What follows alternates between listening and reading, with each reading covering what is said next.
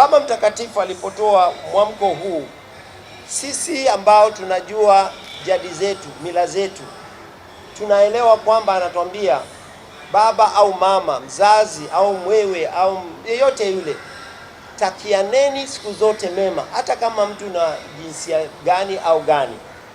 Hapo hatuwahukumu na bali hatuwakubali kusema come we marry you in the church. No. Because the teaching of the Catholic Church on marriage forms part of our deposit of faith. There are things about marriage that are unchangeable. I can't change them. The Catholic Church cannot change them.